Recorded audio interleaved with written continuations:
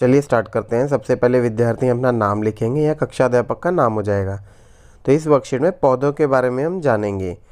फूल पौधों का सबसे खूबसूरत और रंगीन भाग है। यह तने या शाखा से एक छोटे से डंठल की सहायता से जुड़ा रहता है। एक फूल के डंठल के आधार से ऊपर की ओर 4 चक्कर होते हैं। एक फूल में क्या कौन कौन से पार्ट होते हैं फूल के? बाह्यदल, पंखुड़ी, पुंकेसर और स्त्री केसर होता है। तो ये देखिए, बाह्यदल किसे बोलते हैं? जो हरी हरी पत्ती आपको दिखती है ना फूल के जस्ट नीचे, जैसी संरचना होती है, जो कली की रक्षा करती है। फूल से पहले जो कली होती है उसकी रक्षा करती है, वे एक फूल का सबसे बाहरी भाग होता है। फिर आपको होती है पंखड़ी, फूलों की पंखड़ी फूल का रंगीन भाग होता है। पंखड़ी आपने देखा होगा रंग बिरंगी होती हैं, कोई किसी फूल की सफ़ेद, किसी की लाल, किसी की कई तरह की।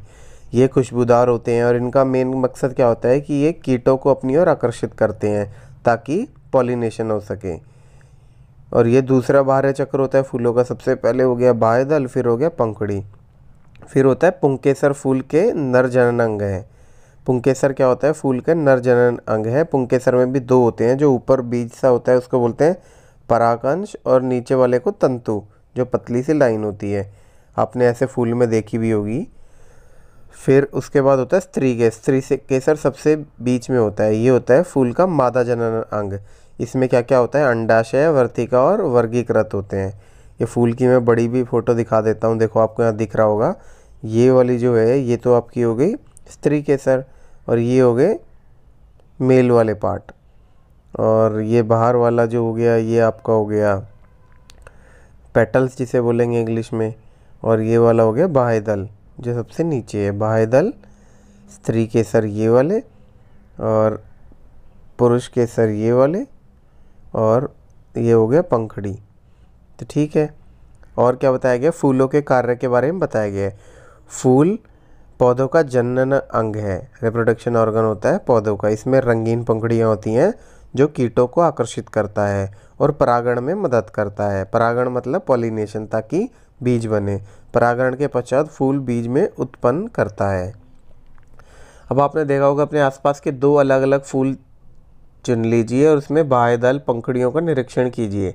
फिर ऊपर दिखाए गए चित्र की सहायता से इन्हें पुंकेसर को पहचानने का प्रयास करिए।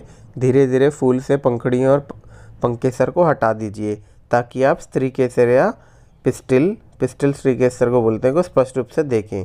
नीचे दी गई तालिका में अपनी टिप्पणियों को दर्ज कीजिए। जैसे इन्होंने बताया, गुलाब के अंदर बाह्यदल जो होते हैं वो 5 है और रंग उसका हरा होता है, यूजुअली हरा ही रंग मिलता है इसका। फिर पंखुड़ी की केसर एवं रंग, पंखुड़ी की संख्या कितनी होती है? बहुत सारी होती है गुलाब में तो। और रंग कैसा होता है इसमें? रंगीन इसलिए लिखा है क्योंकि लाल रंग का भी गुलाब होता है, सफ़ेद का भी, पीले का भी। फिर बाह्यदल और पंखुड़ी जुड़े हुए हैं या अलग अलग हैं? तो ये अलग अलग होते हैं ज़्यादातर फूलों में। फिर है पुंकेसर स्वतंत्र अथवा पंखुड़ी से जुड़े हुए हैं, तो ये भी स्वतंत्र होते हैं इसमें। और स्त्री केसर है उपस्थित है अनुपस्थित है, तो ये भी उपस्थित होता है। फिर दूसरा हम उदाहरण लिख सकते हैं इसको ये बोलते हैं चमेली। ध्यान से देख लिया आपने? तो देखिए अब इसको बोलेंगे चमेली। इसका रंग कैसा होता है? 4 इसमें होते हैं, हरे रंग का होता है। पंखुड़ी की संख्या कैसी होती है? बहुत सारी, और सफ़ेद रंग की होती हैं। क्या बाह्यदल और पंखुड़ी जुड़ी हैं या अलग अलग हैं? तो ये अलग अलग होते हैं। फिर है पुंकेसर स्वतंत्र अथवा पंखुड़ी से जुड़े होते हैं, तो ये भी स्वतंत्र है इसमें। और स्त्री केसर उपस्थित अनुपस्थित, उपस्थित होता है तो उपस्थित है इसमें। अब निम्नलिखित प्रश्नों के उत्तर लिखिए। एक पौधे के प्रजनन अंग का नाम बताइए। तो क्या होता है पौधे के प्रजनन अंग? फूल ही होता है ना? तो इसका लिख देंगे हम फूल। ये होते हैं फूल के नर जनन भाग में पुंकेसर कहलाते हैं जिसको। इसके 2 मुख्य भाग हैं, परागोश तथा तंतु। सबसे ऊपर परागोश, और परागोश के सहारे लेने वाले डंठल को हम तंतु बोलते हैं। फिर अगला प्रश्न है, पौधे का कौन सा भाग परागण में मदद करता है?